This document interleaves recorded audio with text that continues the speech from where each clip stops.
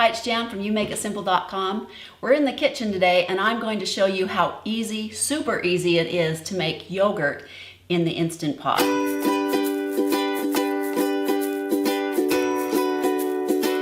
This is one of my favorite things to make in the Instant Pot. I've been making it for years, and once you make it, you won't want to buy store-bought yogurt ever again. It's really yummy, so easy to make, and only takes 3 ingredients. If you have an Instant Pot and you haven't made yogurt, you've got to give this a whirl. It's so easy, and it seems intimidating to make yogurt in the Instant Pot, but it's very simple.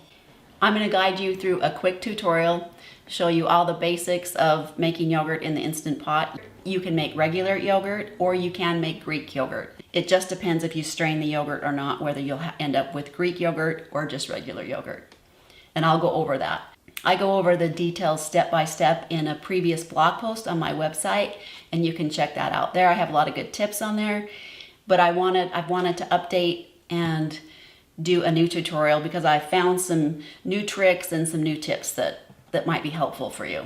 Let's go over the few items and materials that you'll need. Of course, you'll need your Instant Pot. Making yogurt is not the only thing that I use this thing for. I use this a ton. I have 2 of them and I frequently use both of them in most of my meals. I use it almost every day. If you don't have an Instant Pot, I encourage you to check into it. They're not very much money and they really do make cooking and preparing food a lot easier. Let's go over the type of milk that you want to use to make your yogurt with. You can use all types of milk, and I know there's people that even use non-dairy options, but for this tutorial we're going to go over regular cow's milk. The only thing that you really need to be concerned about is that it's ultra pasteurized. Now I know there's folks out there that use another kind of milk. It's called Fairlife. The difference between that milk and regular whole milk, when you strain the yogurt, you're going to get a lot more whey than you will using the Fairfield. They've added an enzyme that helps just break that down a little bit, and they say that it has less carbs than whole milk. Most of the carbs are in the whey, and so when you strain out the whey, the carb count goes down in regular whole milk. And I like using grass-fed milk right now. I have made it with just organic milk or just regular whole milk. I don't sweeten my yogurt. You can do that afterwards if you want to by adding fruit or jam or other things. The other essential ingredient is a yogurt starter, which is just a plain yogurt without any sugar in it. And I love this brand. It's done well for me. It always makes up a good batch, thick, creamy batch of yogurt. And I like using the higher percent fat. And you'll just need 2 tablespoons of this. So you can take the extra if you don't want to eat this yogurt up. You can take and put this in and freeze it actually in 2 tablespoon ice cube trays, and then use it later for a starter. And I like adding just a little bit of vanilla. That's optional. It does give it a really nice flavor, so you can experiment and use what you want. So these 2 ingredients are essential. This is optional. You'll need some kind of food thermometer. I really like this new digital thermometer. It works great. It's very accurate, and it has a magnet on the back, so I just stick it to my fridge. I can find it when I need it. You'll need to be measuring the temperature of the yogurt. And let's talk about straining. So you can make yogurt without straining it, and that's just regular yogurt, a little bit more runny in consistency. Straining it makes it thicker like Greek yogurt, and there's several different ways that you can do that. In my previous tutorial, I have you use a nut milk bag, and it works great, but it's hard to get all the yogurt out of it. I feel like you waste a lot of yogurt and it's just kind of messy and hard to pour the yogurt in. But it's doable. So if you have a nut bag and you don't want to invest in a specific strainer, which I have recently, and I really love it. It's easy to pour in your processed yogurt, and you can just put it in your fridge. I'll show you how to use this when we get to that point. If you can invest in one of these, that's great. If not, just use one of these other methods that I talked to. And I'll put those links in the description below. Grab another little bowl and a whisk. We'll need to be incorporating the starter with the milk. So grab a bowl and a whisk and let's get started. I have added a half a gallon of milk. You can double this, and I do that all the time and it works out just great. So a half a gallon milk in my Instant Pot. The first thing that we're going to do is bring the milk up to temperature, which is 180 degrees to 185 degrees. This step is really important because I have found if you don't get it up to that temperature, you're going to have runny yogurt. It doesn't process correctly. So just be patient and get it up to 180 degrees. Let's talk about the lid. Now you can use the pressure cooker lid if you want to, but take note, if your pressure cooker lid has any kind of smell at all, that is going to go in the yogurt. If you've been cooking chicken or other things that have spices or whatever, you're going to have spicy tasting yogurt, and you don't want that. So where we're not having to bring this up to pressure, you can just use a plate over the top, or they have these glass Instant Pot lids, which I really like. You can see through them. It keeps the heat in, and I don't have to worry about those other flavors coming into my yogurt. Click on the yogurt button, and on the adjust button, click it until it says boil. And then it will start that process. When it's finished with that first round, it will beep, and then you can check the temperature. So we'll just let that sit for a bit. Okay, let's see where we're at. Just give that a little whisk.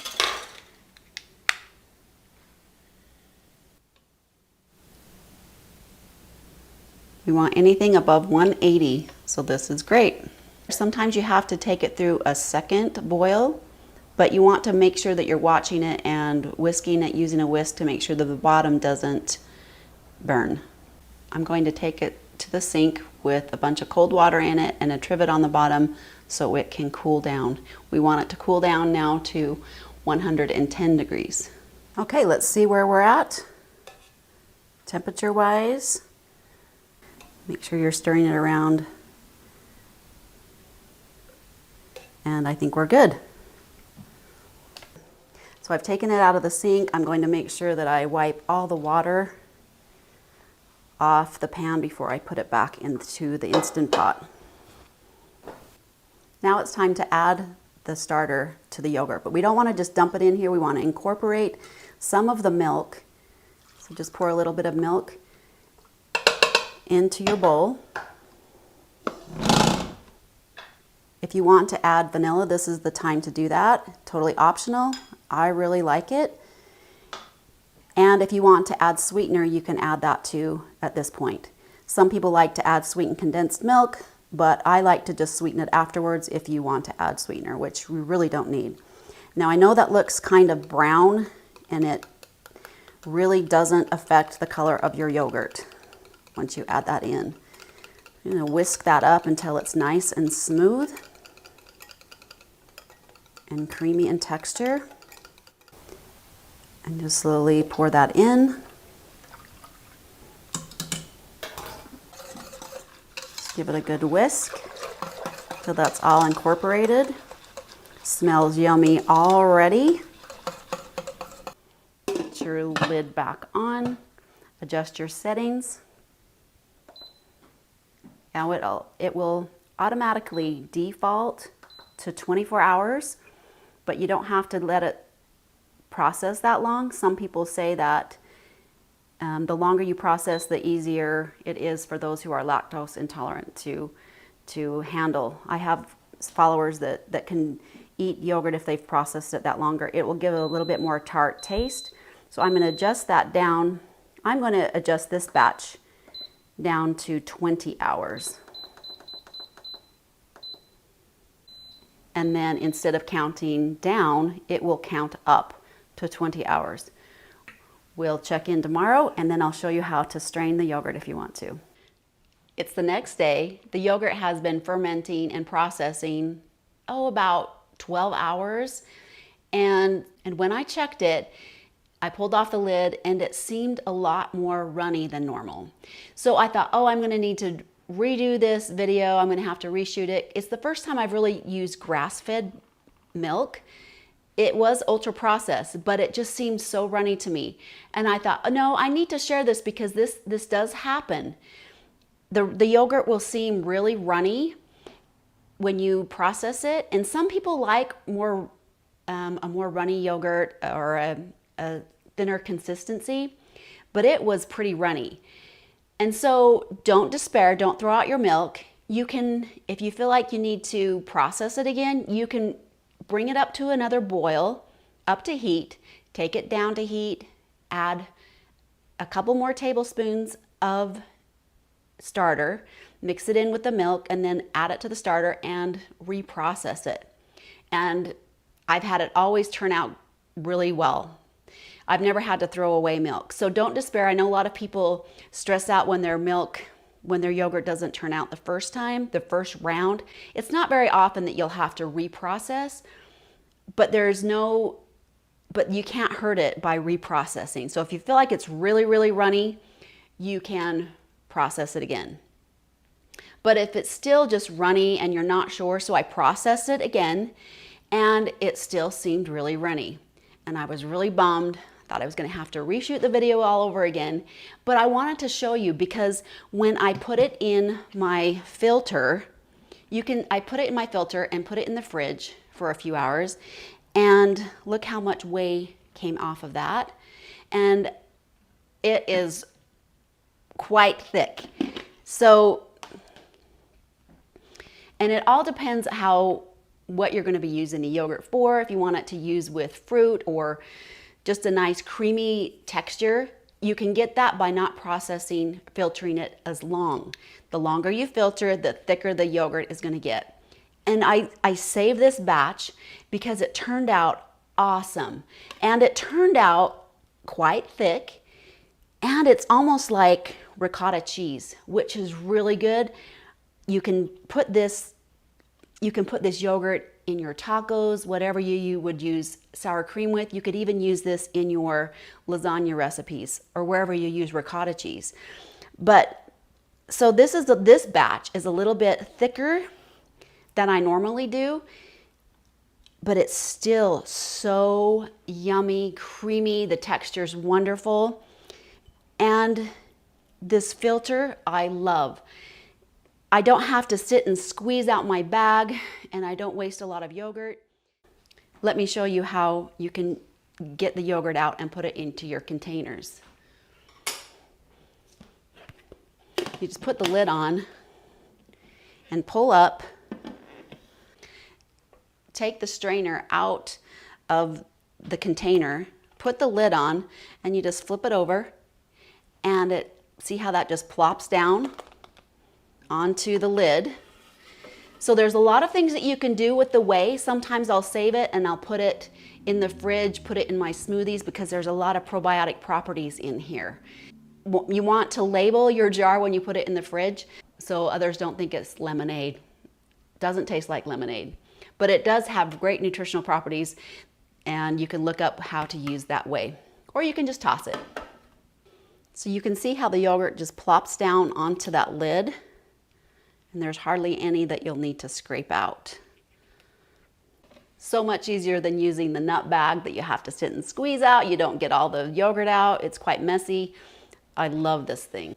This does come in a stainless steel mesh or filter, but I found, and I've heard from others also, that it doesn't filter as well. You end up wasting a lot more of the yogurt that comes through into the whey. So I do like the plastic mesh a little better, and it's a little bit cheaper. Did I mention how super easy this filter is to clean? So much easier than the nut bag to clean.